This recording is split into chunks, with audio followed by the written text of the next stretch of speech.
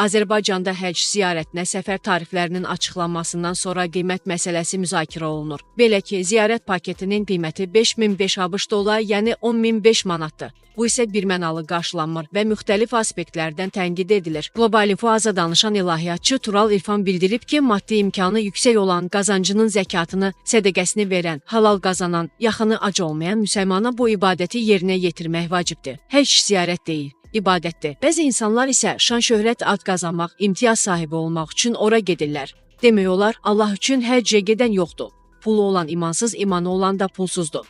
Qiymətin baha olması Səudiyyə Ərəbistanının qərbin ideoloji dairələrinin təsirində olması ilə əlaqədardır. Həccə gedənlərin sayını ildən ilə azaltmaq, Ərəbistanı dünyəvi qaydalara keçirmək istəyirlər. Qərbin böyük ideoloji planı var, Kəbəni İordaniyaya köçürüb, yerində isə ticarət mərkəzləri bərpa etmək. Bunun üçün Kəbənin İordaniyanın Petra şəhərində olduğunu iddia edən Əhmədi Sülh və Nur dini adlı qondarma din də yaradıblar.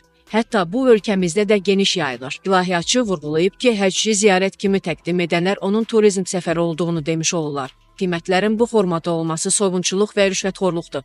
Heç ABŞ-a səfər edib 10 gün qalan adamın bu qədər xərci çıxmır. Həcci artıq ibadət olmaqdan çıxarıb biznesə çeviriblər. İnsanlar bununla günahlarını yuduqlarını zənn edirlər, ancaq əksinə daha böyük günah qazanırlar. 10.000 manata elə yaxşılıqlar etmək olar ki, 1000 həcc savabından artıq sayılar. Adamlar bunu yox şöhrət və həcc adı istəyirlər. Allahın boynuna da atırlar ki, əmin edib, bunun hamısı Allaha iftiradır. Əlavə edək ki, bu il həccə gedişlər 25-30 may tarixlərində baş tutacaq.